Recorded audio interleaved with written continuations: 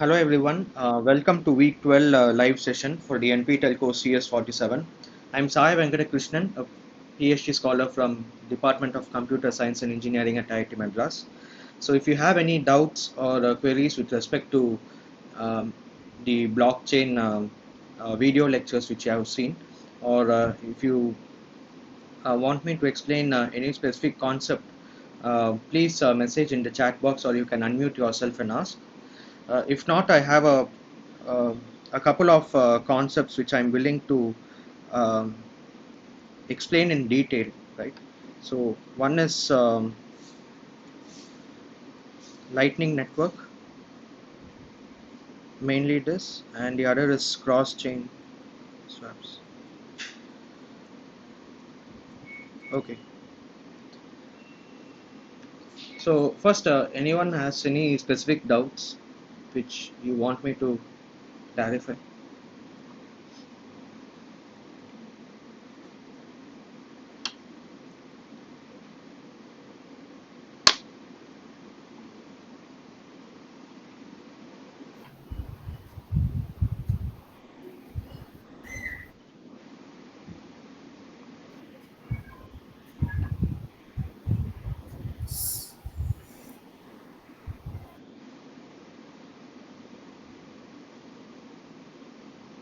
Okay.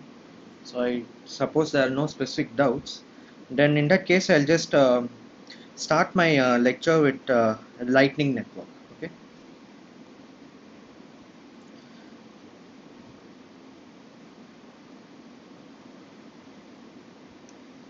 Right. So first of all, the Lightning Network is the first concept we'll look into, the main concept, and this is somewhat an important um, concept in Bitcoin cryptocurrency. Okay. So usually the main problem with Bitcoin is it supports only like one block every 10 minutes, and which accounts to around like in a block, say 10,000 transactions or something per second. It amounts to like 600 transactions or something like that per second. So this is the throughput of Bitcoin. But compared to Visa or those centralized uh,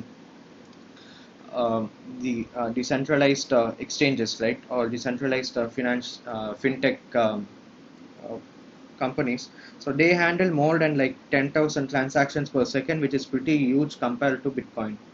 So this is one limiting factor of Bitcoin, which prohibits its use in real world scenarios, as in day-to-day transactions, right? So say if you want to go to a coffee shop and if you want to exchange in do transactions in Bitcoin, that will be a problem because you have to wait for 1 hour for your Bitcoin transaction to get finalized in the blockchain, and that is not viable in these type of day-to-day transactions. Okay. So but say if you want to purchase some uh, uh, goods from an e-commerce website, Amazon or Flipkart, where the delivery time itself is say 1 day or 2 days, something like that, then still Bitcoin will be useful because at least you get like 2 to 3 hours time for you to wait till your transaction is confirmed in any of the blocks. But in day-to-day transactions where you go to this coffee shop or cafe and want to immediately confirm your transaction, that is not possible. The waiting time is 1 hour, and if you don't want to wait for 1 hour, the limitation with Bitcoin is there is the possibility of forks occurring, right? So you should wait for an hour or so, so that there are at least like 6 blocks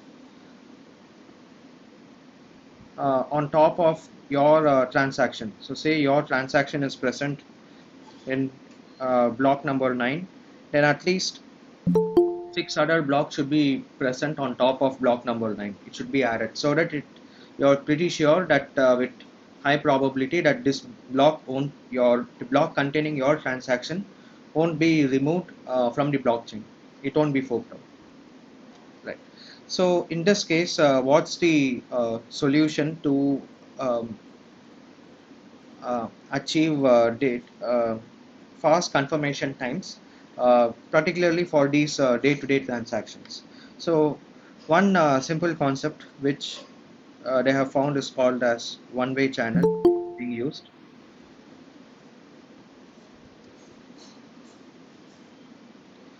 Okay, so in one-way channel, say arise.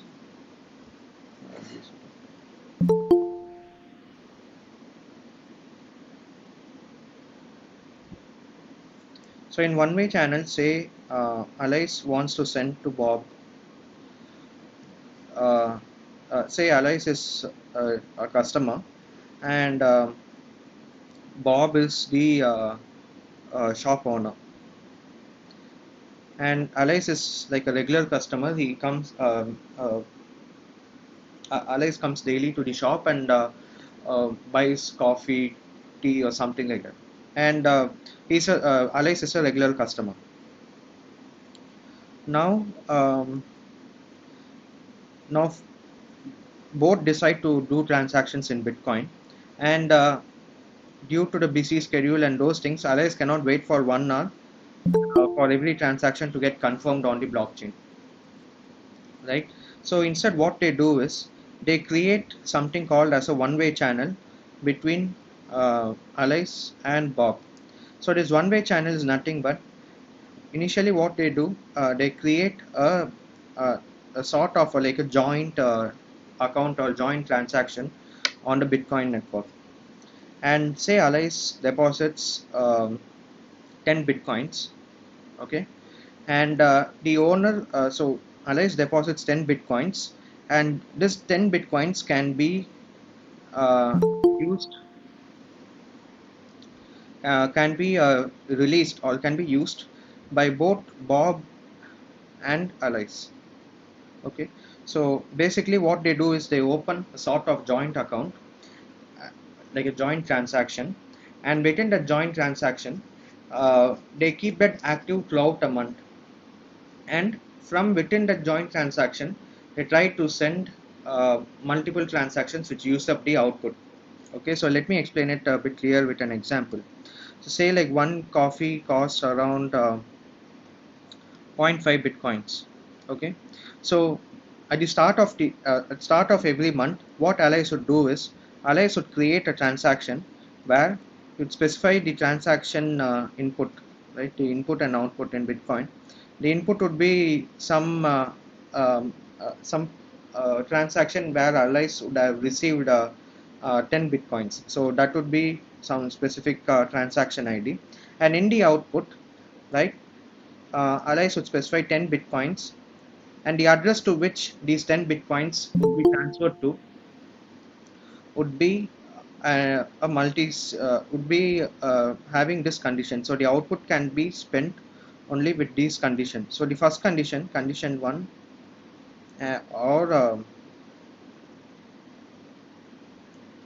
or condition 2. So what this condition will see, condition 1, Alice and Bob both accept or both provide their keys.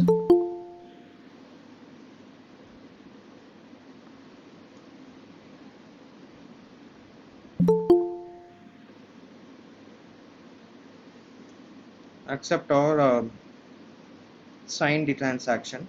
So that is condition 1. Condition 2,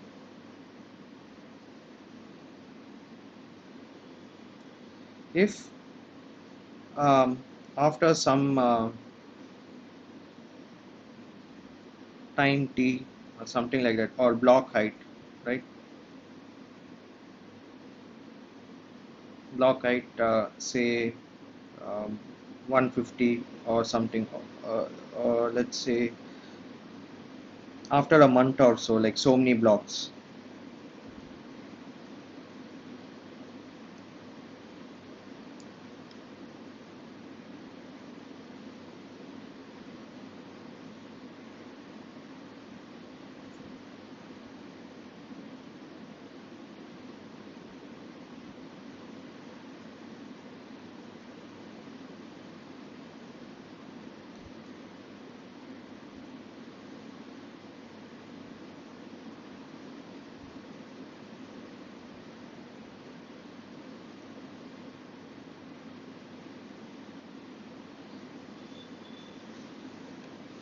Okay, so this is what a fund transaction would look like.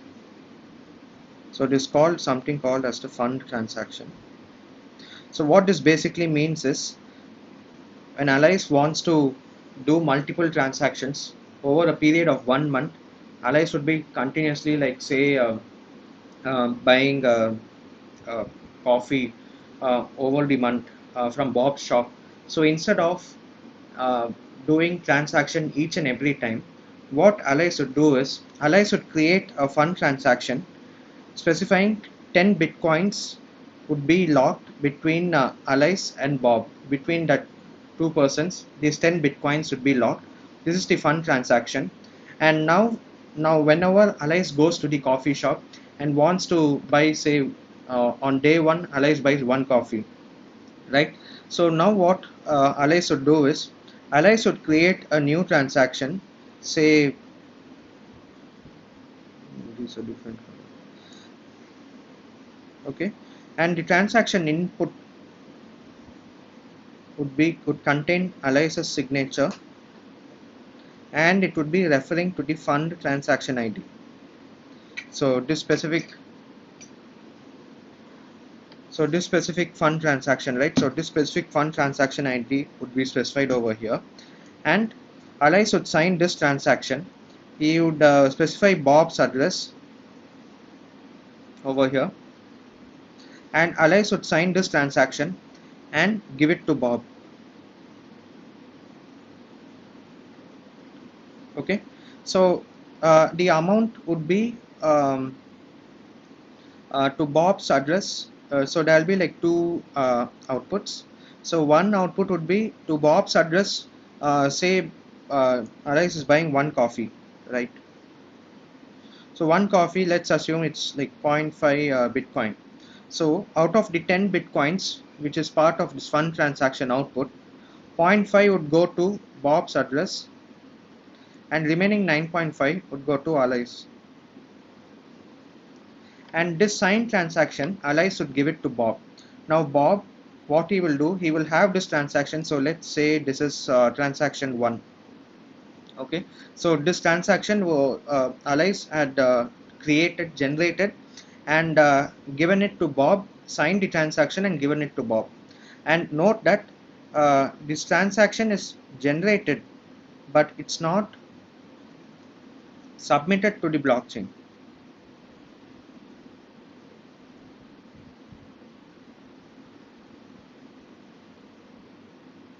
So there's a difference between generation and submission, right? So if you are just generating a transaction, it means just you're filling up all the fields of the transaction and signing it and just keeping it to yourself or giving it to someone else. Only if you broadcast a transaction to all the other nodes in the Bitcoin network, it means you are submitting the transaction for including it in the blockchain. Here, Alice just creates a new transaction pointing to the fund transaction ID, and he specifies how much Bob and Alice should himself get, and Alice signs that transaction and gives it to Bob. Now Bob has transaction 1. Now say on day 2, right? Alice buys uh, some biscuits and also some coffee. So totally in day 1 he bought one coffee, and on day 2 he is now buying another coffee plus some biscuits. Okay, so together let's assume it costs around like 2 bitcoins, right? So now on day 2, what Alice would do is he will create a new transaction again, but this time what he will do, the transaction ID, the input and output, he will specify it as follows. So in the input, he will specify the same fund transaction ID which he had created at the start of the month. So the specific fund transaction ID, he will specify it, and the fund transaction ID output is 10 bitcoins. Is 10 bitcoins. So now since he has bought 2 coffees and 1 biscuit, right? He will specify 2 bitcoins to be sent to Bob's address, and um, sorry, okay, yeah, 2 bitcoins. Okay, so 2 bitcoin to Bob's address and the remaining 8 bitcoin to Alice's address, right? And this he will sign the soul. Alice would sign the soul of the entire transaction and give it to Bob. Okay, now Bob at the end of day 2,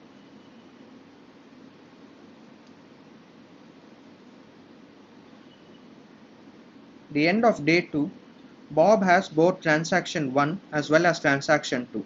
So in transaction 1, if you notice, Bob is getting zero point 0.5 um, bitcoins, and transaction 2 is getting 2 bitcoins.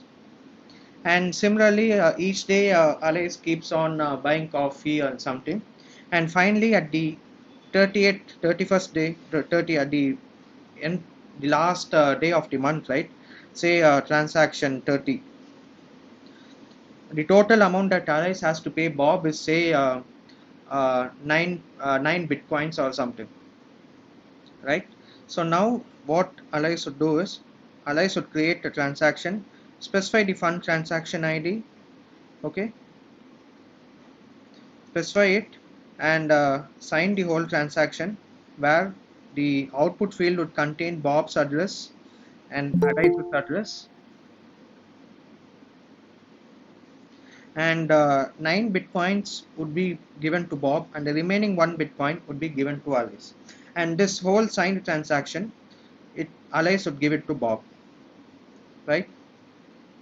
So now totally at the end of the month, okay, there is this fund transaction over here. So this transaction, the fund transaction which is created at the start of the month, this would be submitted to the blockchain immediately. It's not just generated, but it's also submitted to the blockchain. Okay, so once this fund transaction gets committed only, Alice goes and buys coffee from Bob, and all these transaction 1, 2, and up till transaction 30, Alice is just signing it and giving it to Bob, but it's not the transaction is not being submitted.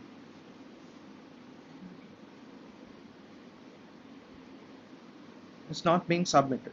Okay, so now let's look how Bob is able to get the money from Alice. Okay, so there is this fund transaction which is already present in the blockchain. Okay, and the fund transaction output is the input would be like one of Alice's public from Alice's address, and the output would be having these two conditions which I mentioned before. So this condition 1 and 2, right? So condition 1 is, the output would be like 10 bitcoins, and the conditions to spend this 10 bitcoins would be either of condition 1 or condition 2 should be satisfied. So condition 1, what it means is, if the if a new transaction is press any new transaction would be able to spend these 10 bitcoins output only if it is signed by both Alice and Bob. Okay, so that is condition 1. So now let's just concentrate on condition 1. So this my condition 1. So if I want to spend the 10 bitcoins as part of the fund transaction that Alice has created, I should need both Alice's and Bob's signature. So if you notice over here, whenever Alice, so this fund transaction is created on submitted to the blockchain, and it is stored permanently. Now when Alice signs these transactions, right, of 9 bitcoin or 2 bitcoins and gives it to Bob, you should notice one thing, that the transactions are not submitted to the blockchain, because so at day 1 you have this transaction 1 which Bob has with Alice's signature. So there is Alice's sign, and the day 1 it is like Bob gets 0.5 and Alice gets 9.5. And similarly, transaction 2 on day 2, Alice is given 8 bitcoins and Bob gets 2 bitcoins, right? And similarly, finally, at transaction 30,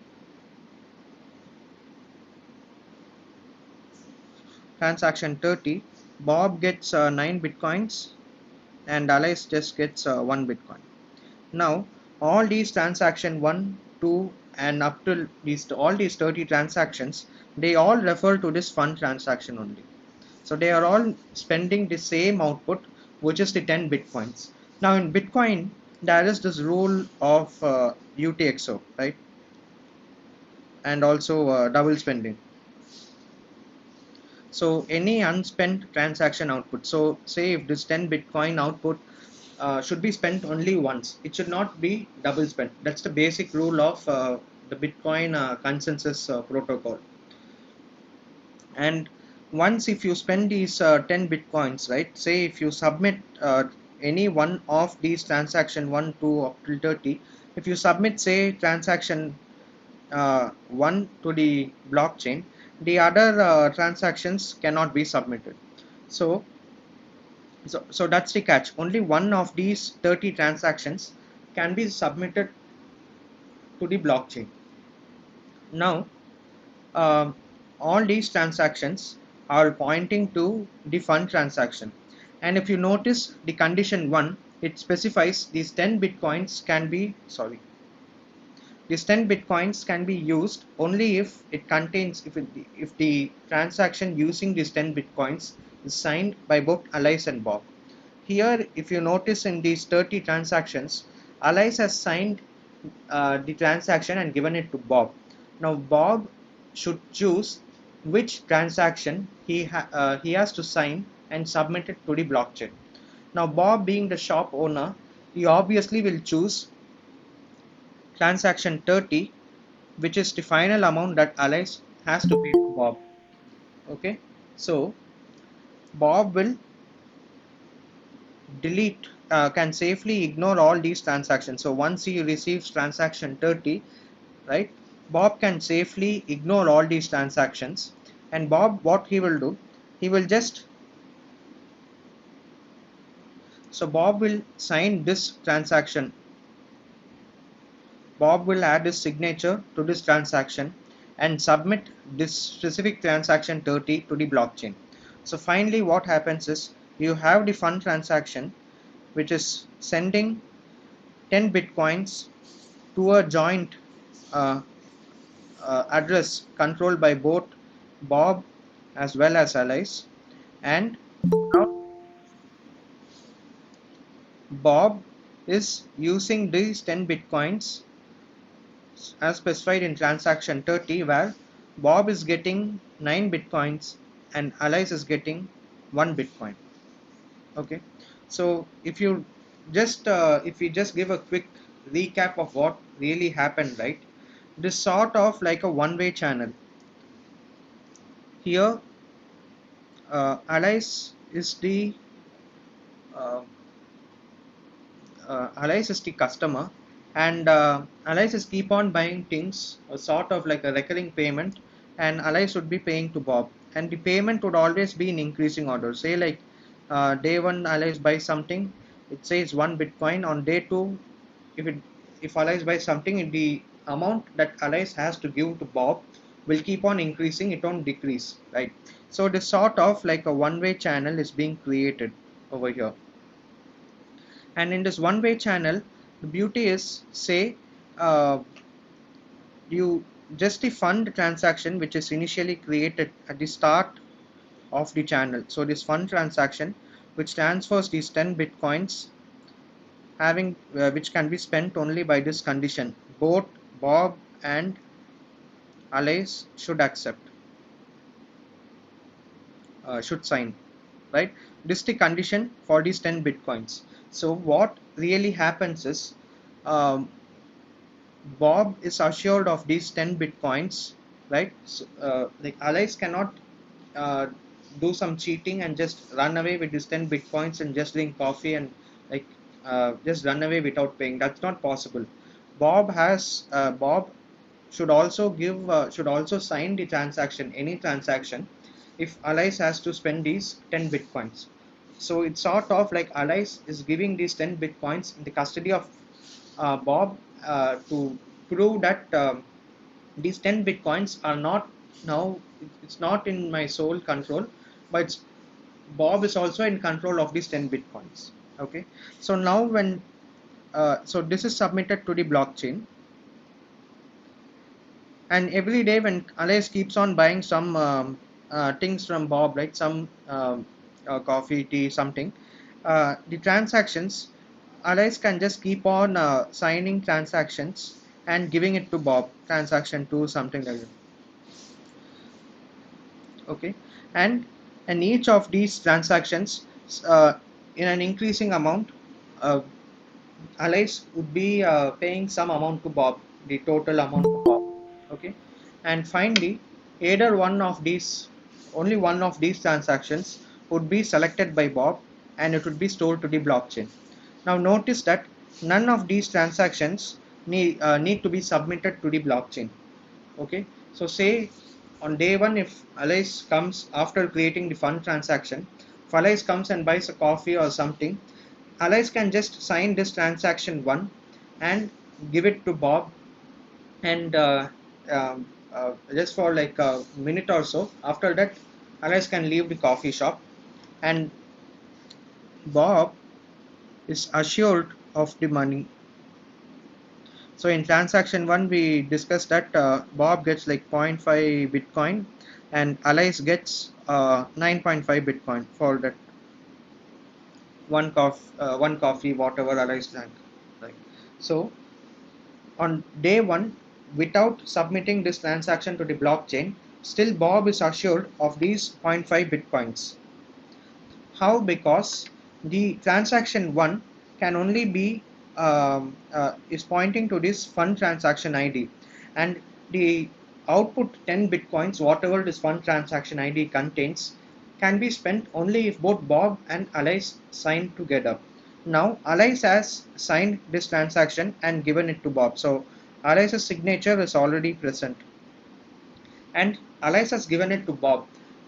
To sign a transaction, you should know the private key, right? So Alice has signed the transaction and given it to Bob. Now, to submit this transaction one to the blockchain, the only thing that is missing is Bob's signature, and Bob is the only one who knows his private key. So Bob is the only one who can sign this transaction one and submit to the blockchain, right? So now Bob is sort of assured that none other than him can sign this transaction, or like can misuse these 10 Bitcoin fund, which is being stored in this fund transaction. So Bob can leisurely say like submit transaction one even after a day or so, but still he'll be assured that those 10 bitcoins, whatever is specified in the fund transaction, out of which zero point 0.5 will come to him, and the remaining will only go to Alice. So that Bob is assured of because of this condition, that you need both Alice and Bob's signature to spend these output. Okay, so now instead of directly submitting this transaction one to the blockchain, Alice keeps on going to the cafe shop, and each time Alice goes to the cafe shop, Alice would be signing n number of transactions with the amount increasing, right? So say now it is 1 Bitcoin, and at the end of the month it would be say 9 bitcoins, right? So each of these transactions, Alice should be signing it and giving it to Bob.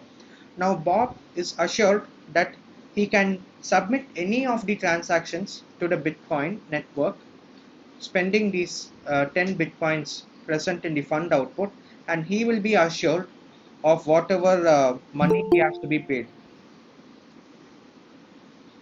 Bob has to be paid.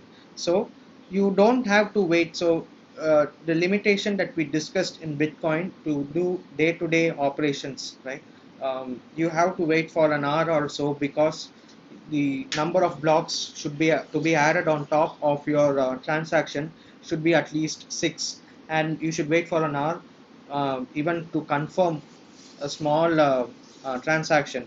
So that is not required, because now Bob he need not submit these transaction one or any of these transactions immediately to the blockchain, because this condition is there where Alice cannot misuse these 10 bitcoins on its own. He requires Bob's signature, and without Bob revealing the private key, that's not possible, right? So this 10 bitcoins is sort of locked in a joint account, and in the transaction 1, 2, and up till 30, Alice gives permission to Bob to select any of these transactions, and he has sort of signed a check. So imagine this transaction as a check, right? And in the check, you need like two signatures. One is Alice's signature, and one is Bob's signature, and the output is such that you specify in one check it is like zero point 0.5 bitcoin, and the other 9.5 bitcoin, something like that, and you sign multiple of these checks and you give it to Bob. The condition is only one of these checks will be valid. Now it is up to Bob's choice to select which transaction to submit to the blockchain. So Bob will obviously select the one where he will get most money, and he will submit this transaction 30 where he gets 9 bitcoins. So this in a way, like at the start of the month, you create this fund transaction, you wait for an hour for this transaction alone to get confirmed. This transaction should get confirmed at the start of the month, and throughout the month what you can do, you need not immediately confirm every transaction that you are sending to Bob. Instead you can just sign these transactions, give it to Bob, and Bob is assured of his money. That's the beauty. And at the end of the month, Bob will just submit transaction 30, and he will get 9 bitcoins for sure. This sort of um, like you create a joint account with the shop owner, and finally at the end of the month, the shop owner gives you back whatever the remaining change, something like that. So you sort of create a joint account. That's the basic ideology of one-way channels. Okay, now we had specified like the fund transaction as two conditions, but we have discussed only one condition, which is both Bob and Alice would sign. Now suppose say Alice had created the fund transaction, but due to some reason Alice was not Alice had to go out of station. Alice is going abroad, and he no needs he no longer needs to visit this shop, like he's going abroad, so he won't be visiting this shop. Alice won't be visiting this shop then, but by mistake the previous day Alice had created this fund transaction, and now these 10 bitcoins can be uh, released only if Bob and Alice sign together. Now Alice will sign, but Bob, he on sign the say Bob is now like a malicious person, is acting weirdly. Bob is acting weirdly, and he's threatening Alice that okay, like if you want your 10 bitcoins back, I should sign any transaction which spends that 10 bitcoins. But to get those 10 bitcoins, you should give me at least say um, you say 2 bitcoins or something. Even though like Alice has not uh, uh, gone to the coffee shop the next day and bought anything, still Bob is acting maliciously and threatening Alice that either you want to lose all your 10 bitcoins, or you want to be happy with 8 bitcoins and give me the remaining 2 bitcoins. So it's sort of like a threatening issue, like a blackmail, where like the legal scenario would be Ali should be able to free all his 10 bitcoins from this joint account and get control of all these 10 bitcoins. But since Bob's signature is also required to release these 10 bitcoins from the fund transaction, Ali should either let go of all these 10 bitcoins. So this 10 bitcoins cannot be used by Bob also. It will be sort of frozen. So these 10 bitcoins would be like freeze, and it won't be, it can't be used by both Bob as well as Alice. But Bob, let's assume Alice is in want of funds to move abroad, and these 10 bitcoins or at least 7 bitcoins would be very crucial for him.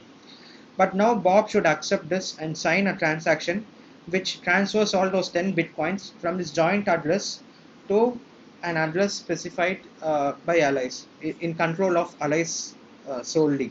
But now Bob is acting maliciously and he's telling, I won't give you, I want 2 bitcoins, remaining 8 you can keep, or else your whole 10 bitcoins would be frozen and it won't be of use to either of us. Now, since Allies is in want of money immediately, he has no other choice than accepting to Bob's demand of giving him 2 bitcoins and getting only the remaining 8 bitcoins. So to prevent these things, right, this type of malicious behavior and attack, the fund transaction, there will be a condition 2 which is added. So as part of the fund transaction, when you are creating the fund transaction, condition 1, as we had discussed before, would be Bob and Eliza's sign would be required to spend. Eliza's sign to spend. And condition 2 would be or condition 2. So this condition 2 is specifically for these type of attacks which we had discussed now, where Bob will act maliciously and would not uh, release those funds even if Allies had not brought any items from Bob or in that scenario, right? So condition 2, what would be there is, you need not require Bob's signature to spend the output. Just Allies' signature is enough. Allies' sign is enough, but there is a condition. At least after say 10 days or 20 days, some specific block height would be mentioned, or some specific time, some specific block height usually would be mentioned. So this is in a way, right, way like even if Bob now threatens allies, right, I won't give you the whole 10 bitcoins, I won't sign, you have to give me 2 bitcoins or else I won't sign. But having this condition too, allies can well say, okay, you need not sign those 10 bitcoins. You can't use it without my signature because this condition 1 requires both allies and Bob's signature.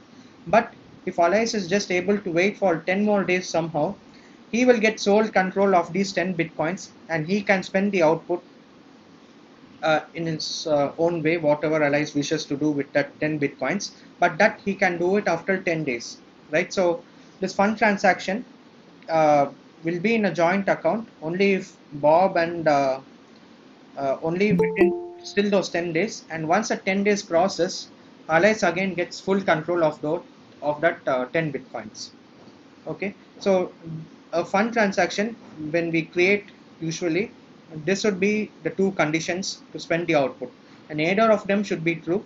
And in the previous case, if Bob is acting properly, Bob, if allies has really uh, buy some good coffee or tea from the shop, right, from Bob, Bob should make sure that he submits either one of these 30 transactions within those 10 days, because once the 10 days passes, right, even if Bob submits any one of those transactions signed by allies, so even if Bob submits transaction 30 after 10 days, he won't be assured of his money, because there is a chance that allies can create a new transaction solely and just sign the transaction, allies signature, and spend this 10 bitcoins.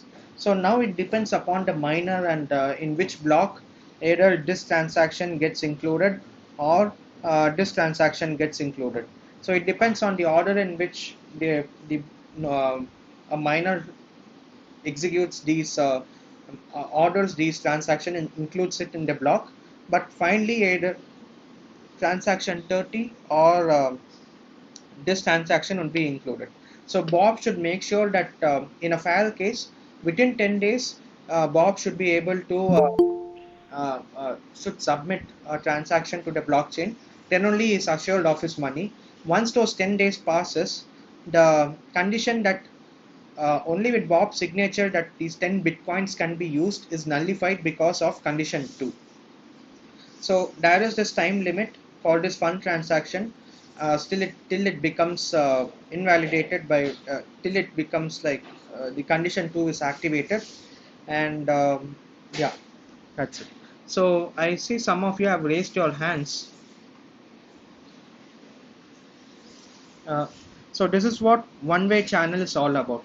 So the whole crux is you just create a fund transaction, and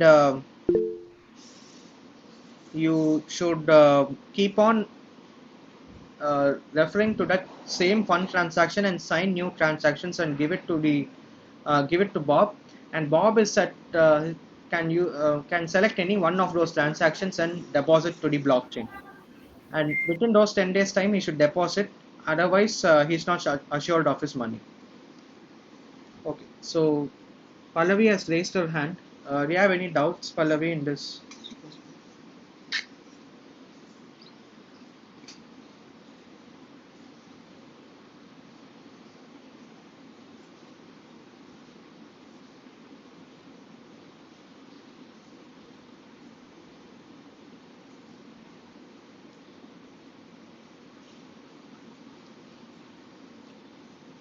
Some of you have raised your hands. Can you unmute yourself and ask your queries?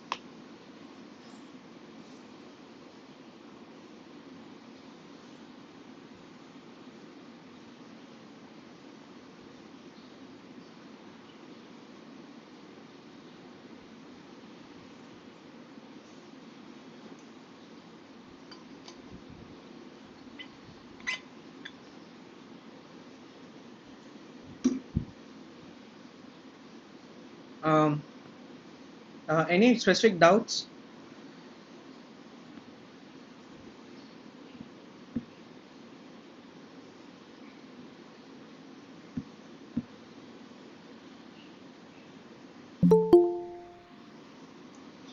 Uh, Pallavi, are you there? Do you have any specific doubt? You have raised your hand.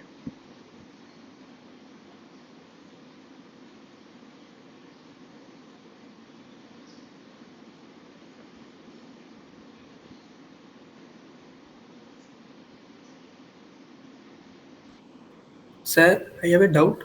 Yeah. Can you explain that condition too? Okay. Sure. So, when you create a fund transaction, say Alice is the customer and Bob is at the receiving end. So, note that this is like a one-way channel. So, Alice would always be sending money to Bob. It can the opposite cannot happen. So that you should remember. Okay. So now we create a joint account of 10 bitcoins. Condition 1 is where both Alice and Bob's signature should be there. So this I guess you understood. So now in condition 2,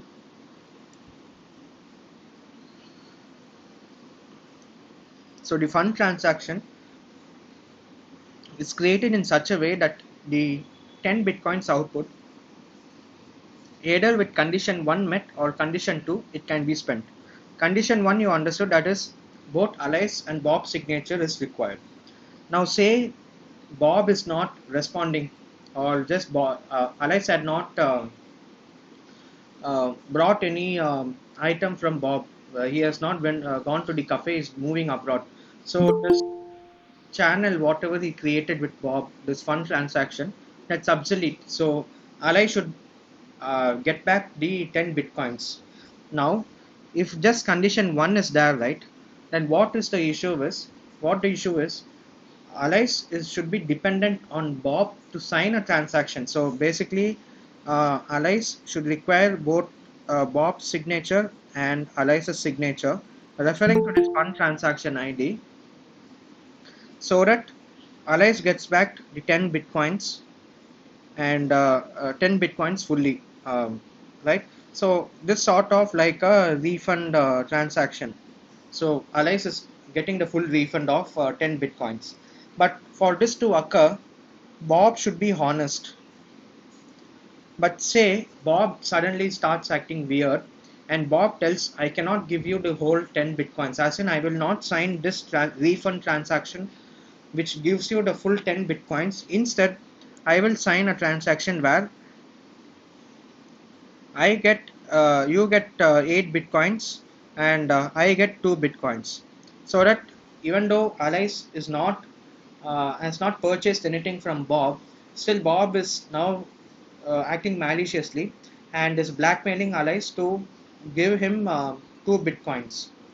And since instead of losing all those 10 bitcoins forever, because Alice would require Bob's signature to spend those 10 bitcoins, and Bob vice versa, even if Bob wants to spend those 10 bitcoins, you would need Alice's signature.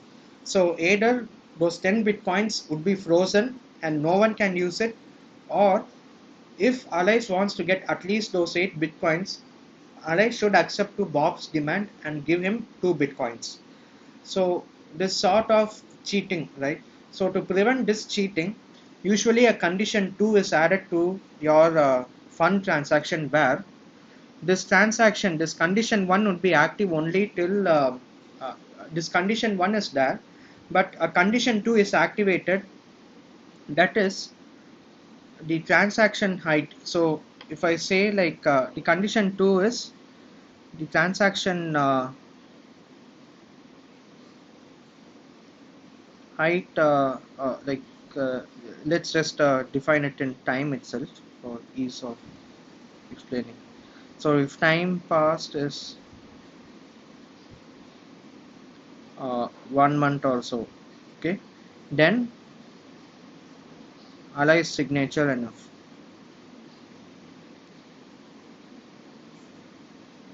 So now what this condition 2 is, say now Bob is not accepting. Now Alice, instead of accepting Bob's demand, Alice can just wait for a month and Alice can sign a new transaction now without requiring Bob's signature. Alice can just sign the transaction, okay, and refer to this fund transaction of 10 bitcoins. But this transaction submitted after 1 month to the blockchain.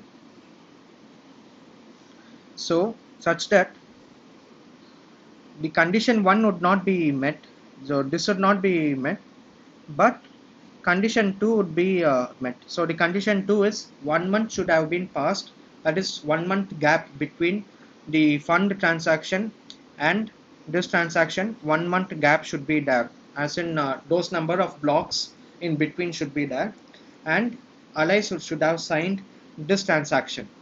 So now Alice has full control of those 10 bitcoins and he can spend those 10 bitcoins to whomever he wants. So to avoid these type of blackmailing scenarios and all those things, the condition 2 is kept.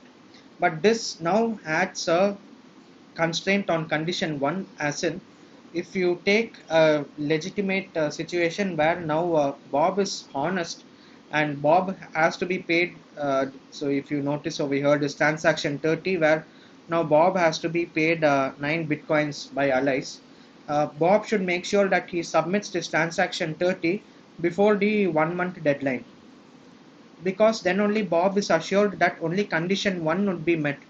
After 1 month passes by, right, either condition 1 or condition 2 can be met, and it depends on the miner whether he submits the transaction 30 or he submits this transaction. So either of these two transactions would be valid, and it depends on which one gets into the blockchain first. So now Bob would not be assured of his money. Okay, so this condition 2 is mainly included for this blackmailing type, to prevent these type of blackmailings or threatenings. So was this clear, Naveen?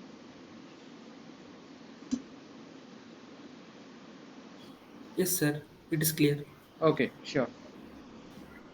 Um, he, Pallavi has raised her hand. Pallavi, can you unmute yourself and speak? Yes, this time can you hear me? Yeah, yeah, I can hear you.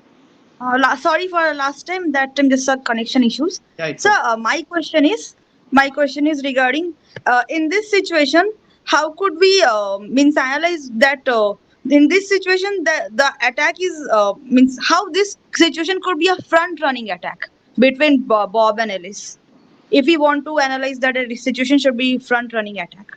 So front running attack is basically have you pay a higher gas fee or something like that, or in you collude with the miner to ensure that your transaction gets submitted to the blockchain before the other, right? That's Yes. the front running attack. But here in condition 2, you have this explicit check where the time passed should be 1 month. So um, assuming that always every 10 minutes a block gets created, right? Your transaction will eventually be at least maximum it will take 10 days to get confirmed, right? Not all the miners would be helping out in these front running attacks. There will be honest miners. So Bob, if he wants to be assured of that money whatever allies had paid him in one of those 30 transactions, he should just make sure that at least 2 or 3 days before that 1 month he submits the transaction to the blockchain. Okay. Okay. In this situation, how could we prevent this? How could we refrain Bob from doing this kind of malicious behavior? No, so we cannot prevent Bob from expressing that malicious behavior, but we can limit the damage. As in now, allies instead of getting back the 10 bitcoins immediately, ally should wait for a month or whatever time is specified in that condition to. Ally should wait. So that is actually in control of allies. So say like allies somehow able to he can allies before generating this fund transaction, he can set the condition to such a way that he need not wait for 1 month. He just has to wait for 10 days, so he can shorten the duration allies. Okay, we can shorten the duration and we can prevent this kind of front running kind of attacks. No, no. Thank you. So, sorry, front running attack won't be front running attack is different actually. Like front running attack is say 1 month has passed, okay, and Bob is having this transaction 30, which Alice is paying 9 bitcoins to Bob, and Alice is getting back 1 bitcoin. So Bob should actually deposit this transaction 30 to the blockchain. Okay, and by mistake now uh, Bob forgot to submit this transaction and 1 month has passed by. Okay. Okay, so now Hmm. since 1 month has passed by, the condition one where both Alice and Bob's signature is required would also be true, as well as this condition two, which is if 1 month has passed by, you need not require Bob's signature, just Alice's signature is enough. So this condition 2 is also active. So now what Alice can do is, without respecting this transaction 30, so now Alice is the one who is acting maliciously. So Alice can just create a new transaction and specify the whole 10 bitcoins to be passed to Alice itself. He can specify this fund transaction ID as input. So now this is sort of like a front running attack, because now Alice can just specify a higher gas fee and ensure that this transaction 30 won't be included in the blockchain. Instead, this transaction is included in the blockchain. So to prevent this only, Bob should not submit transaction 30 after 1 month, but instead before 1 month, if Bob submits, right, this condition 2 would still be invalid because 1 month has not passed by. So just Okay. with Alice's signature, this whole 10 bitcoins Alice cannot use. Um, so it's sort of two things, right? You should protect allies from Bob's malicious behavior if at all Bob exhibits, or you should protect Bob from allies' malicious behavior. So both of them should be protected. That's the whole Okay. idea. So this condition two is generated to protect allies from Bob's malicious behavior, and his joint signature uh, is to protect Bob from allies' malicious behavior.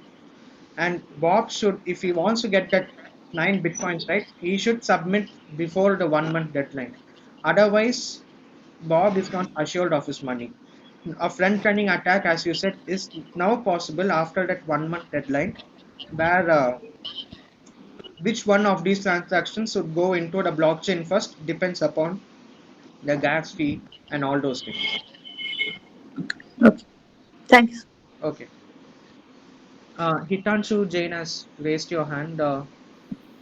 Yes, actually, I was having a doubt that I have read that Lightning Network is a centralized network. So, is it, sir? Lightning Network is a centralized net. No, this on the Bitcoin only, right? So it's decentralized, Okay, okay, sir. Thank you. right? So the limitations with these one-way channel, right, is two things. One, um, in its name, it's evident it's one way only. So it's allies paying Bob always. Its allies is paying Bob always, not the other way around. So say now suddenly like Bob cannot pay back allies, telling that you take two bitcoins here and I will have something like it. It's not like that. So it's always like incremental. So say you create this fund transaction which is having 10 bitcoins, right, in control of both allies and Bob. Okay. Now, so whatever transaction that allies creates and sends it to Bob, right? So it will be say allies gets 9 bitcoin, Bob gets 1 bitcoin. That's one transaction. Second transaction is allies gets 8, Bob gets 2.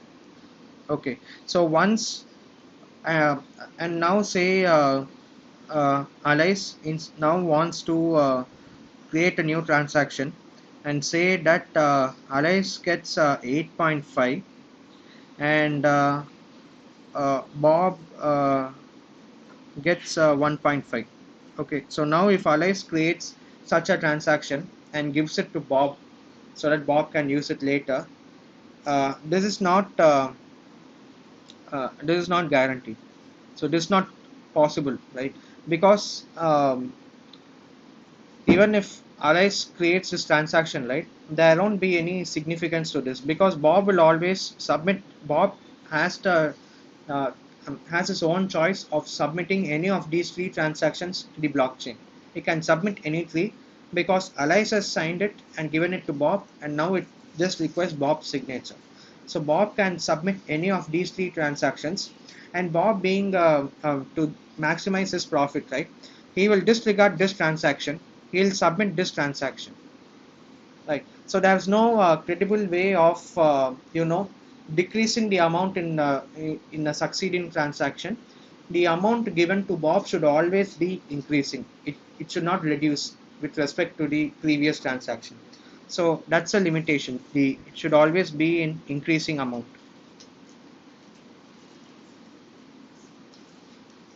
Right. So these are the challenges of one-way channels. So for this, they had created something called as two-way channels, which is part of the Lightning Network.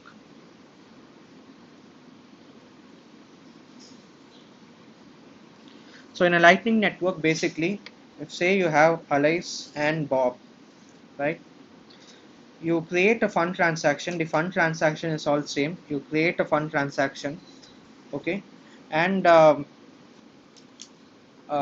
say that fund transaction between the joint account is like 10 bitcoins. Okay, so now the individual transaction, so say now Alice is paying Alice wants to create a new so this is the based fund transaction which is submitted to the blockchain and it's confirmed. Okay, let's assume this. Now in say Alice wants to, out of these 10 bitcoins, Alice wants to send uh, 2 bitcoins to Bob. So Alice will create a transaction where Alice gets 8 and Bob gets 2. Okay, so this is transaction 1. Now after a later time, say at transaction 2, Bob tells Alice that hey, I don't want 2 bitcoins, you take 9 bitcoins and let me have 1 bitcoin. So Bob will create a transaction saying Alice gets 9 and Bob gets 1. But now Alice cannot be assured of these 9 bitcoins because this transaction 1 is still active over here. And Bob can tell Alice that you take 9 bitcoins and I'll get 1 bitcoin. But maliciously, what Bob can do is he can go ahead and submit this transaction to the blockchain. And once if he submits this, right, only one of the transactions could use up the fund transaction output due to preventing double spending in Bitcoin. So even though Bob tells Alice that I'm giving back 1 Bitcoin, um, the final transaction that ends up on the blockchain is transaction 1, and turns out that Alice gets 8 bitcoins alone. And say Bob is giving back that 1 Bitcoin in for receiving some service from Alice. He is buying a pen or something like that from Alice. He gets the good, but later when Alice, the whole concept of this channel based transaction is only the fund transaction should be submitted to the blockchain. On all these transaction 1 2 and all the other transactions which refers to the fund transaction, using either one of which I should be assured of my money. That's the whole goal. And you need not interact with the blockchain for each of these transactions. You just have to sign it and it should be in your custody. Later at a time when you submit it to the blockchain, it should always be validated and you should get your money. That's the whole idea. But now, if Bob signs transaction 2 and sends it to Alice, right? Alice is not assured of these 9 bitcoins because Bob is still in control of transaction 1, which gives him 2 bitcoins. And if Bob wants to make more money, will obviously sign this transaction 2 and give it to Alice. But as Pallavi mentioned, there is the possibility of front running attack over here, where Bob can at the same time submit this transaction 1 to the blockchain with a higher gas fee and get these 2 bitcoins in his control. Okay, and Alice, without knowing that, assuming that since Bob has signed this transaction 2 and given it to him, Alice would be just holding the transaction 2, the signed transaction 2 with him, and Alice wouldn't have submitted this transaction 2 to the blockchain or is not assured of his money. So to prevent this, right, prevent this from happening, whenever a new transaction is generated in the Lightning Network in this two-way channel, the first transaction should be revoked. So this first transaction should be revoked. So how this is possible is we had mentioned that a transaction should be revocable. So say now actually Alice had initially sent 8 bitcoins, 2 to Bob, and Alice has 8 bitcoins. But now Bob wants to send back 1 Bitcoin. So it should actually be Alice has 9 bitcoins and Bob has 1 Bitcoin. But these two transactions are still active actually. Okay, so if I'll just I'll just read out this thing, right? So basically, after transaction 1, Alice has a transaction signed by Bob,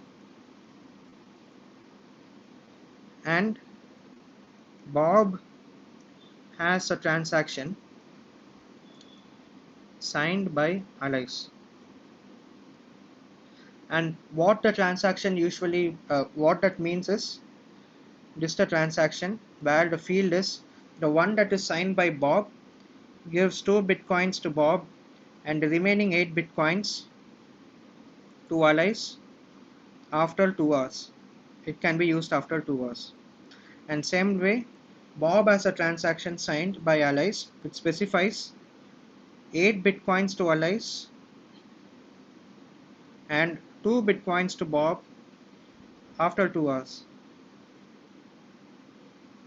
Right? So Alice and Bob, they have these two transactions in their hand signed by each other, and they can go ahead and submit any of these transactions. So if Bob wants to use up these 2 bitcoins, he can add his signature on top of Alice's signature and submit to the blockchain. Or if Alice wants to do, Alice can go ahead and submit it by adding his signature.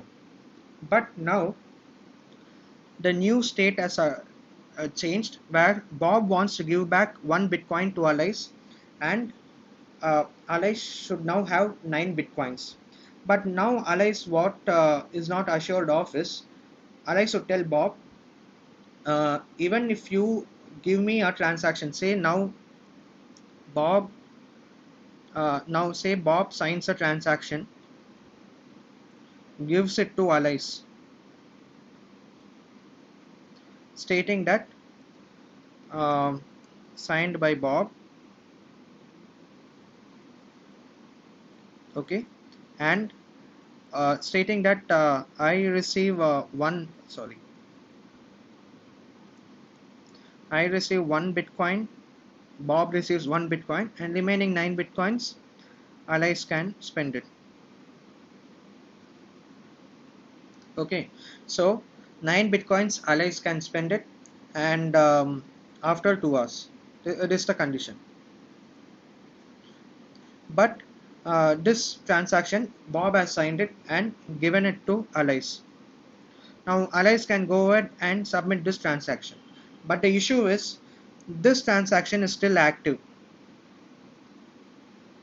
This whole transaction is still active, and Bob has a transaction signed by Alice where Bob is getting 2 Bitcoins, right? So the fund transaction output can be used only once. That's the rule, and either this transaction can be used, or um, this transaction can be used. Either one of these only can be used. And now when Bob tells, I'm giving you back 1 Bitcoin, here you take 1 Bitcoin, I'll just have 1 Bitcoin, and you take 9 Bitcoins, means Alice has no way to believe Bob. Okay, so in order for Bob to prove that I won't be using this transaction, whatever Alice had signed and given to Bob, right? This specific transaction, Bob should prove to Alice,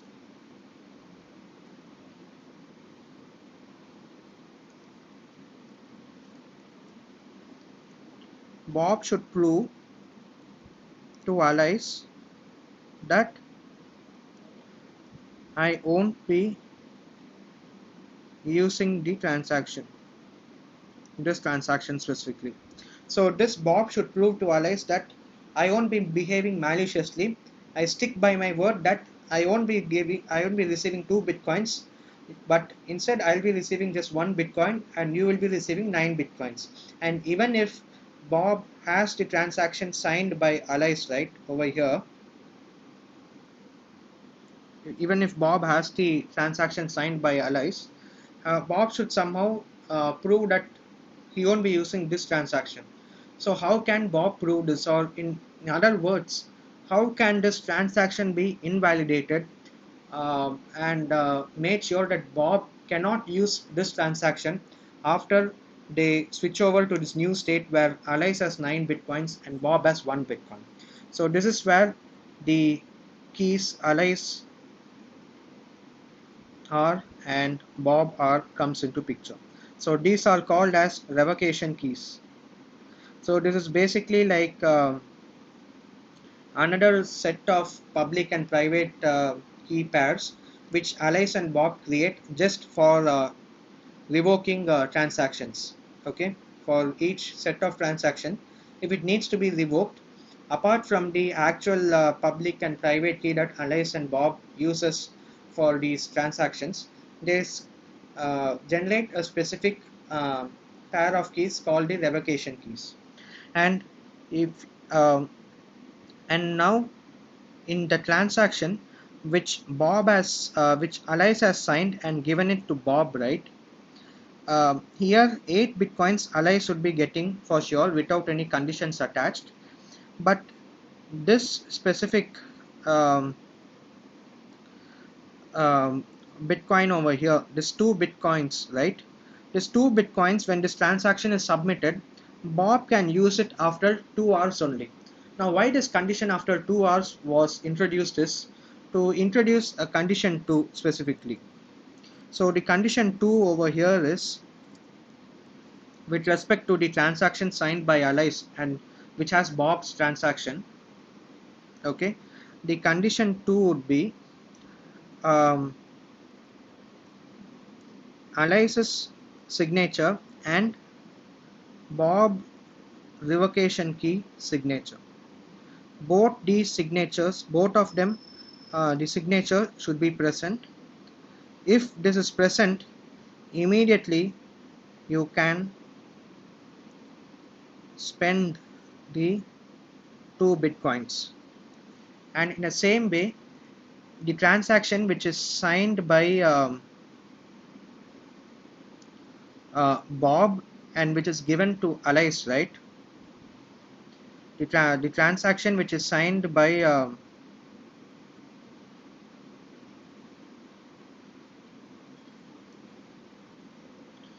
the opposite, basically.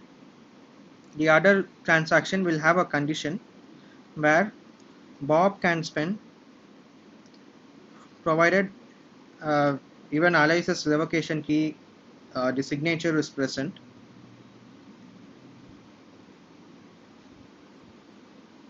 and Bob can immediately spend. So how a cancellation of the transaction takes place is, you basically like Alice has a transaction signed by Bob, and now and Bob has a transaction signed by Alice. We are sure that Alice won't misuse this won't submit this transaction to the Bitcoin. This we are sure because Alice is now getting 9 Bitcoins, and of course anyone will prefer more money. But we have to ensure that Bob would not be able to submit this transaction to the Bitcoin. That we should be assured. Uh, this transaction should be revoked back. How this revocation happens is, there is an extra condition which is added to the output of this field. Okay, and this extra condition is the sign by Alice is, there will be uh,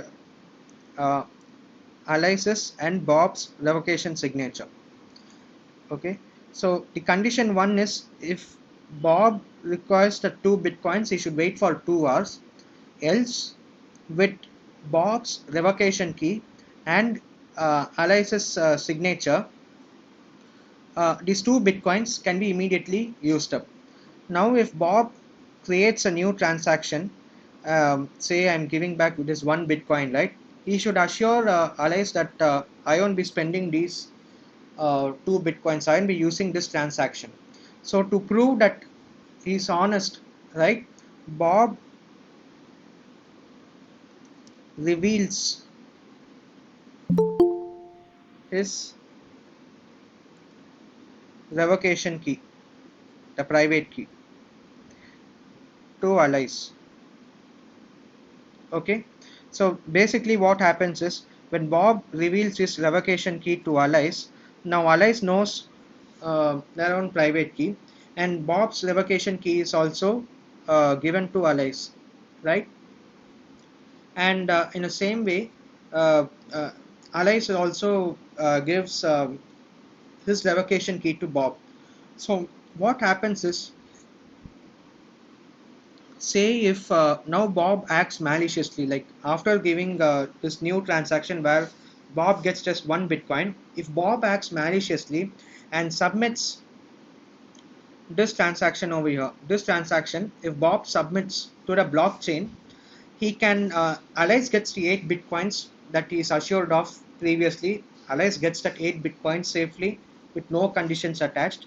But the 2 bitcoins, whatever Bob has to get, right, instead of that 1 bitcoin in the new transaction, Bob wants these 2 bitcoins. But those 2 bitcoins would be received by Bob, can be spent only after 2 hours.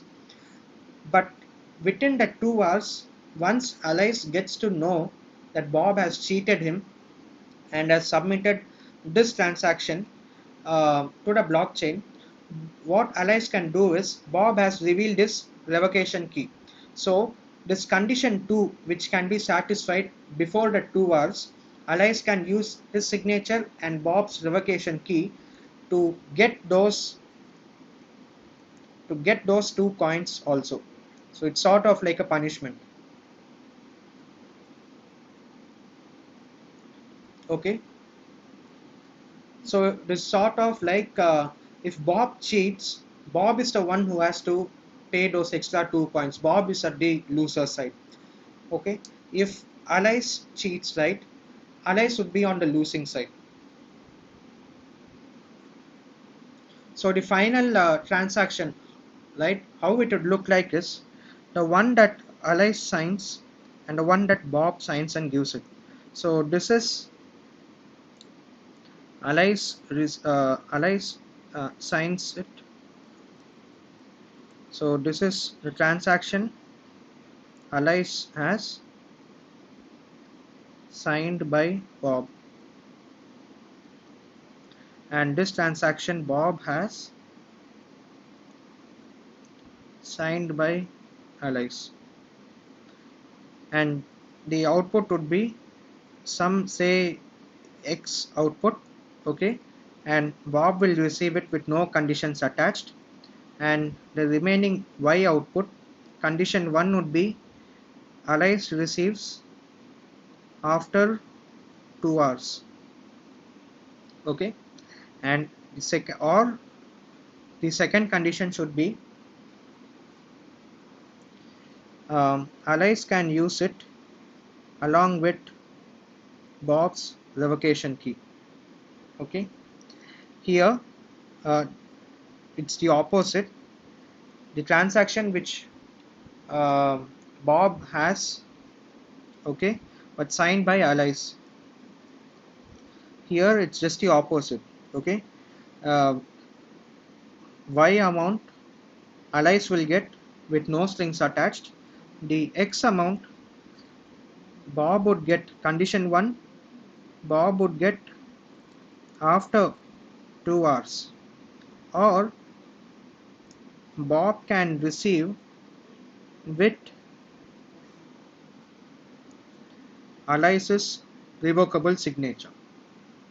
Okay, so this is what a transaction would look like in the two-way channel. And now say you Alice wants to send 2 bitcoins. So X will be Y will be 8 and X will be 2.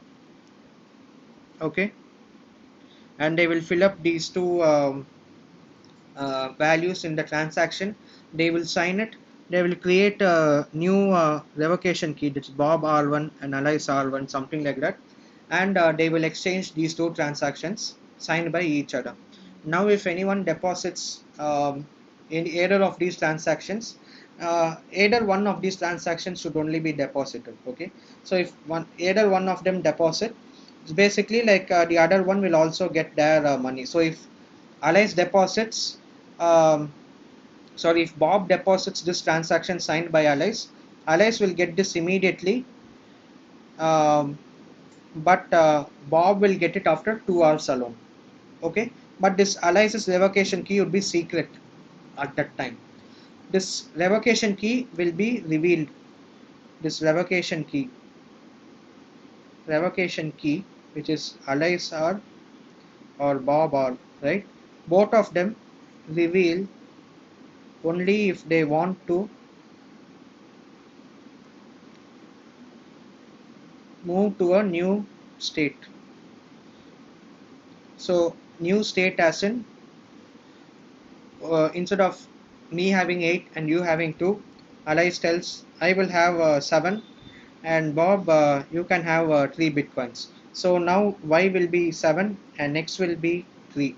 So they will create a new transaction specifying this Y7 and X3, and at the same time what they will exchange these two transactions signed by each other among themselves, and also at the same time they will reveal this Bob R1 and Alice R1 also.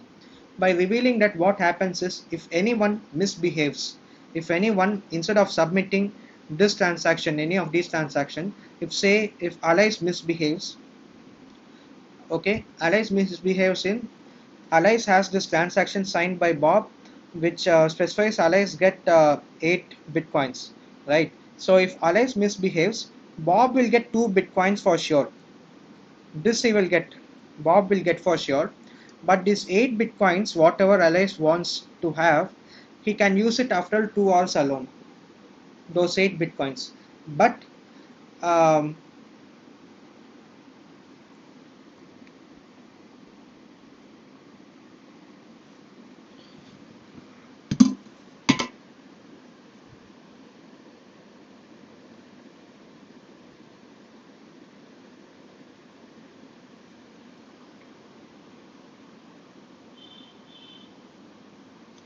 This should be actually the opposite. Sorry. So the condition is like Alice's revocation key over here. Let me just rewrite it. This is Alice's revocation key and Bob. And over here, this will be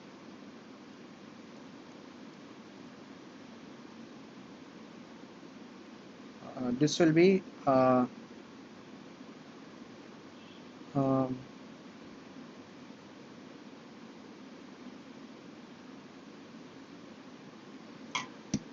Alice's. Right. This will be Bob's.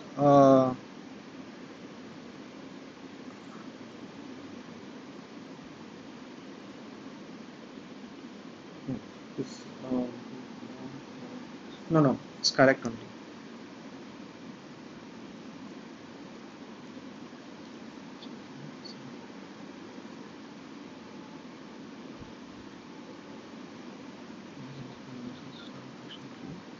This is Bob and um, Alice. Yeah, this actually the opposite. I wrote it, so I just changed it. So basically, just starting from beginning, right? So like, if Alice is giving to Bob 2 bitcoins, and later he gives Bob 3 bitcoins, and now Alice misbehaves, right? By submitting this transaction. So Bob will get the 2 bitcoins as it is, but whatever Alice should be getting, okay, Alice will get it after only 2 hours. But within those 2 hours, uh, Bob can use these 2 bitcoins because while creating this new state y equal to 7 and x equal to 3, Alice would have revealed this revocation key to Bob. So now Bob knows his key and Alice's revocation key, and Bob can use Alice's revocation key to get those 8 bitcoins also as a punishment from Alice's account. So basically, if Alice tries to misbehave after telling that Alice has revoked the transaction, Bob will get the final gain. If Bob wants to misbehave, Alice would get the final claim. Right? So that's the whole. That's the whole point of revocation. Okay. So sorry for the small confusion. So this is the overall condition, right? The one which Bob signs it and gives it to Alice would be in this format, and the one which Alice signs it and gives it to Bob would be in this format. And the way these things are being used, right? So the one which is signed by Bob, the conditions would be Bob gets it for sure, but if Alice misbehaves, Bob would be the one to gain from. So any doubts in this, like if you want to repeat it, I can repeat it. Or did you get the concept?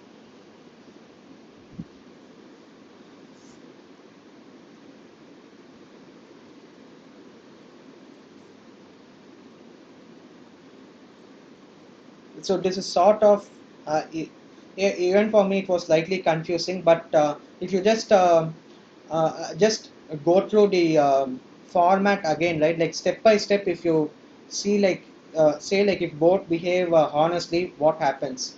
If one behaves maliciously, what happens? If the other one behaves maliciously, what happens? If you think in these three cases, right, you'll easily get to understand why a transaction was created in this structure in the first place.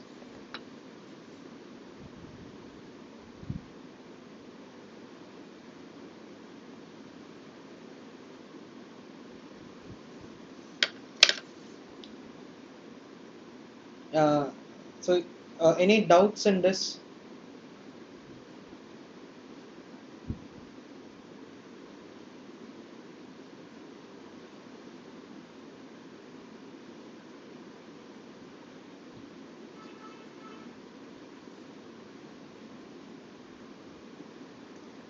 Okay, so if I just like have a quick recap of whatever I explained.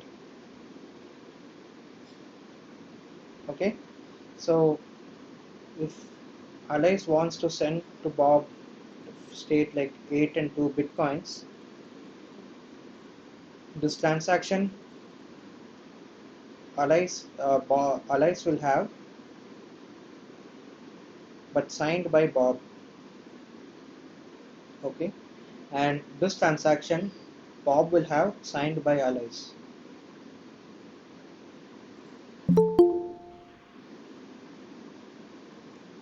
This transaction Bob will have signed by Alice, and the contents would be the one which is signed by Bob, right, would give Bob 2 bitcoins with no conditions attached, and in the same way, the one which is signed by Alice will give 8 bitcoins to Alice, no conditions attached, right? But the other aspect, which is in this transaction, whichever like it's signed by Bob, right? There will be two conditions for these 8 bitcoins to be transferred. One, Alice can use it, but 2 hours should go by. Or the second condition is to prevent uh, Bob from, if say Bob, um, uh, to prevent Alice from misusing the transaction, it should be, it can be used by Bob and Alice's revocation key. And here, the same way, these 2 bitcoins, okay, condition 1 would be Bob can use it after 2 hours, or second condition would be Alice can use it along with Bob's revocation key. So both these keys would be required. Okay, so this is the case when Alice wants 8 bitcoins and Bob has 2 bitcoins. But now at a later stage, when Alice gives to Bob, say 3 bitcoins, and Alice has 7 bitcoins, basically what happens is they will again create a new transaction. Will again create a new transaction where this is signed by Bob, given to Alice.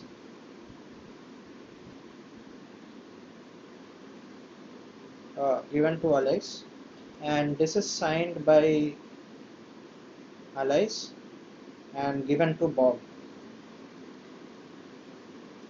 And the contents would be, here the one which is signed by Bob will give 3 bitcoins to Bob, no conditions attached. In the same way, this is 7 bitcoins to Alice, no conditions attached. The one which is signed by Alice and given to Bob.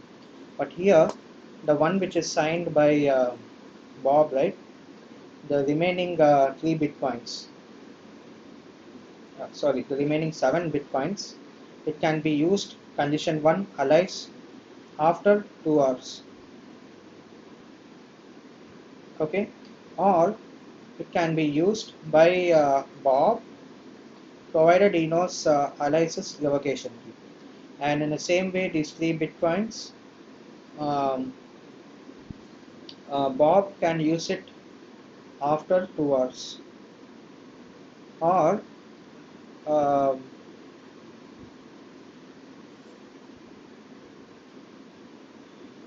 or Bob or Alice can use it given Bob's revocation key.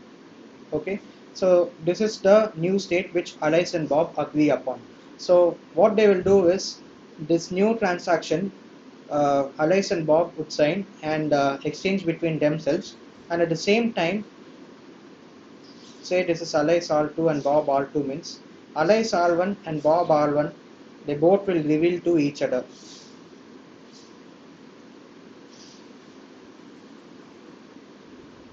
So revealing the revocation key is equivalent to revoking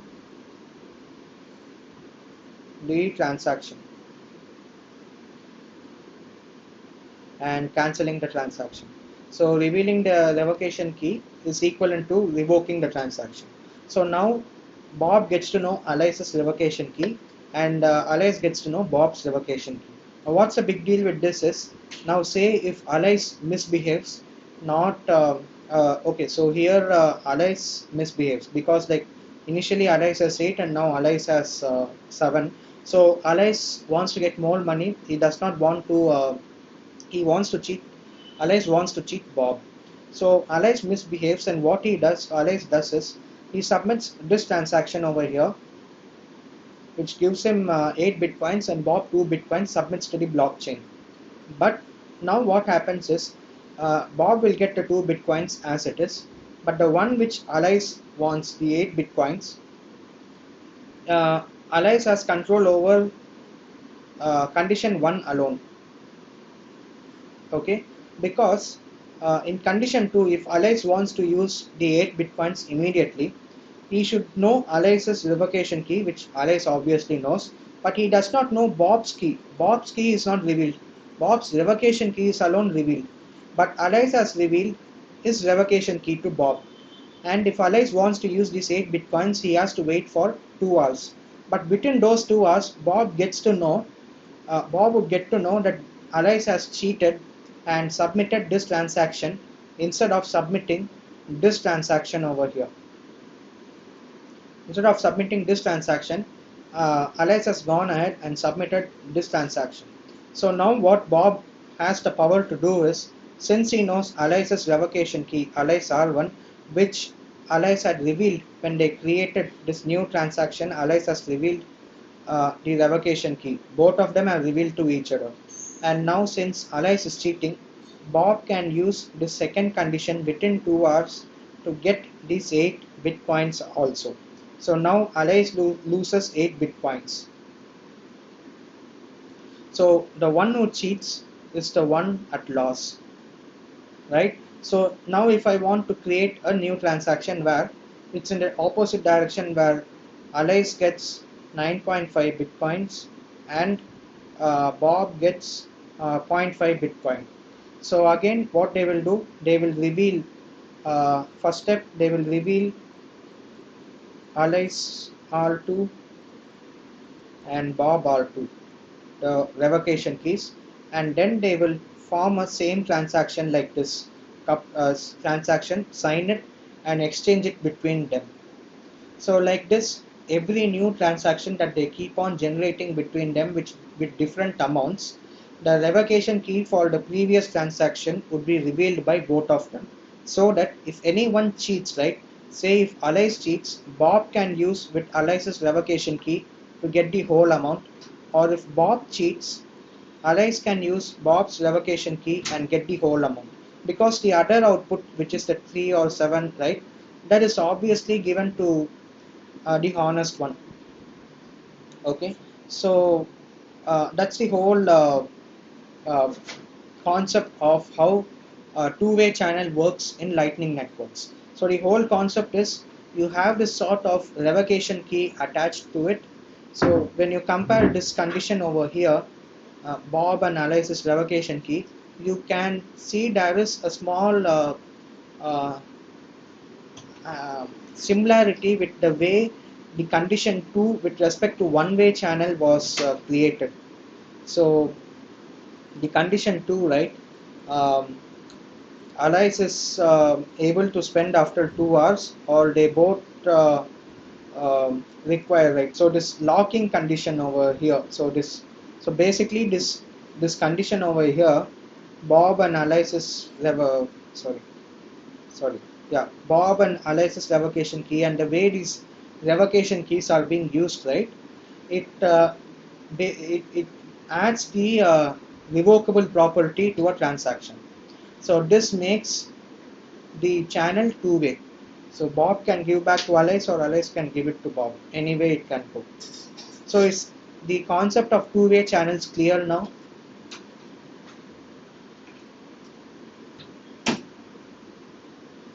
Any doubts in this? So this is slightly uh, uh, complicated to understand, but um, if you understand why these revocation keys are there, the whole uh, picture falls in place. You get to understand the whole picture. So any doubts specifically in these two-way channels?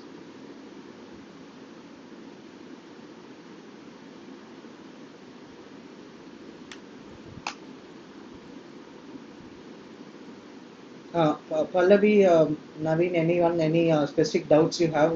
Did you get the gist of these two-way channels?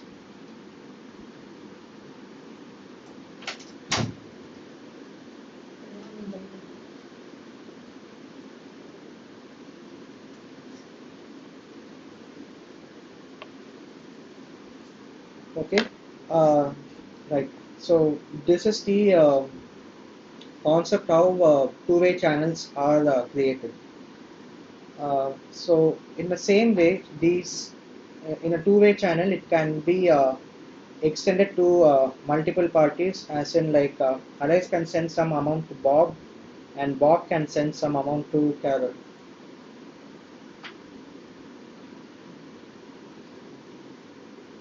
And the thing is, say Bob is sort of like an intermediary where Alice sends like one Bitcoin to Bob, and Bob should send one Bitcoin to Carol.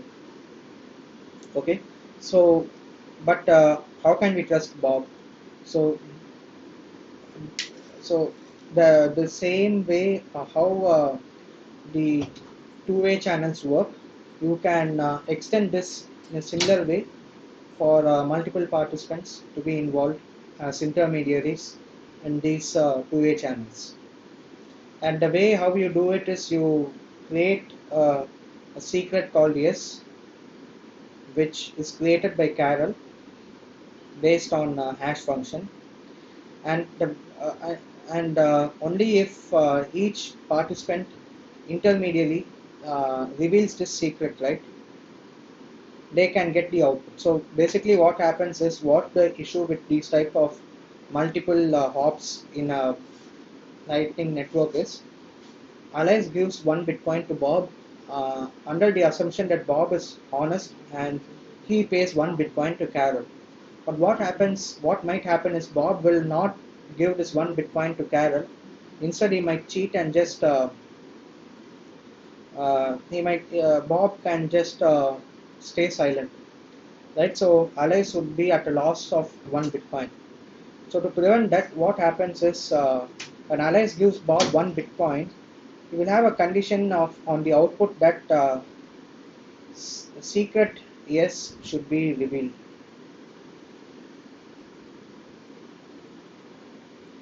And in the same way, when Bob sends one Bitcoin to Carol, there'll be a condition where secret yes to be revealed. So when Carol has to use this one Bitcoin, Carol would specify the secret. Okay, so Carol should specify the secret. Specifying the secret as in it's made public on the blockchain. So once it made public on the blockchain, right, this one Bitcoin is passed to Carol, and the secret yes can be used by Bob to get this one Bitcoin from Alice. So in that way, but this Carol should be able to generate the secret and in some way pass the secret yes to Alice actually. So in this way, like multiple hops in the lightning between the lightning network nodes and all those things, it can happen, and the way it happens is part of this how the secret is shared, and the condition associated with that secret should pass. And these are called the hash time locked contracts. And the hash is basically like you take a random number, you hash it, and that's that secret value is, because you cannot guess what the random number is, and you cannot guess what that hash value is also if you don't know the random number. And this technique is used in cross-chain swaps, as in if you want to transfer some Bitcoin to Ethereum in a decentralized way without trusting anyone, you use these secret-based HTLCs to swap across multiple chains. So any doubts in the concepts that we discussed in today's lecture?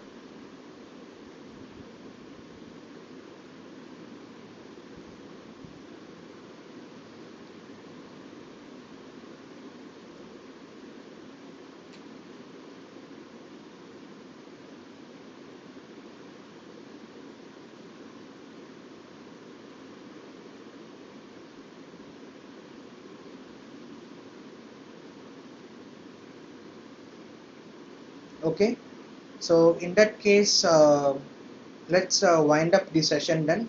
So in today's lecture, we discussed about one-way channel, how it works, what are the disadvantages, and in the same way we discussed how two-way channels work and how it can be used to revoke previous transactions which were active in a channel and ensure that the latest transaction is valid, and how uh, and what happens if say someone misbehaves in a two-way channel. And we had a quick a brief look into how you incorporate this hash time block contracts to have multiple intermediaries in between to pass on a transaction. Okay, so if there is no doubts, then we can end this session. This is the end of the week 12 session. So this would be our last uh, session. So thank you very much for making all the sessions interactive. And yeah, yeah, someone has raised your hand. Please go ahead.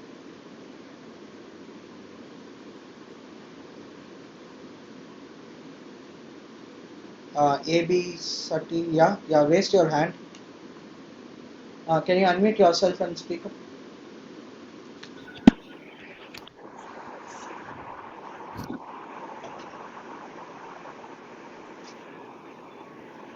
Hello. Sir, Your voice is not audible.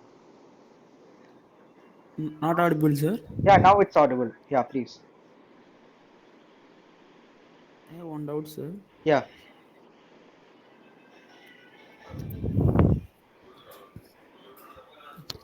Today last session, sir.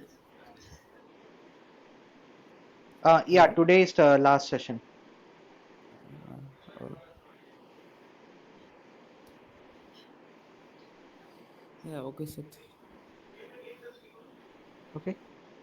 So if there are no other doubts, then we can wind up the session. Thank you everyone for attending the blockchain session and making it very interactive. Thanks to all the um, doubts that you asked. Even I was able to learn from those doubts, and was very interesting. Thank you so much. Hope you found the sessions useful, and I am welcome to feedback. If you have any feedback, please feel free to share it. Thank you. Yes. Hello. Hello. Hello. Yeah. Hello, sir. Hello. Yeah. Yeah. Please continue. I have to assignment not submit in so I am NPTEL. Sorry, I didn't get it. Hello. To assignment not submit in NPTEL, sir. No assignments. You should submit it. I'm not sure of the condition whether assignments are mandatory or not, but it's counted as part of your end marks. So it's important that you submit it. In other solution, Sorry, because my health issues, sir. To assignments are not submitted. I'm not Any other sure of. solution? No, I'm not sure of those What? administration things. Like you can probably mail NPTEL, but the thing is, the marking scheme should be uniform among all the students. So they would require you to submit the assignments. I'm not sure. You can probably mail them and ask, because the assignment solutions have also been released. So if you now submit it late, how can we be sure that you haven't looked at the solution and just mark the correct answers? Right? So Already paid, sir. Already amount is paid. Exam center also allotted, sir. To assignments not submitted. Assignment marks are considered in final exam. Allotted. oh, okay. No, I'm not very sure. You can probably mail NPTEL team. They will reply back for sure. So Okay, sir. Thanks. okay. Then let's wrap up the session. Thank you so much. Any final doubts or any queries you have? Um, Satya, Pallavi, or anyone?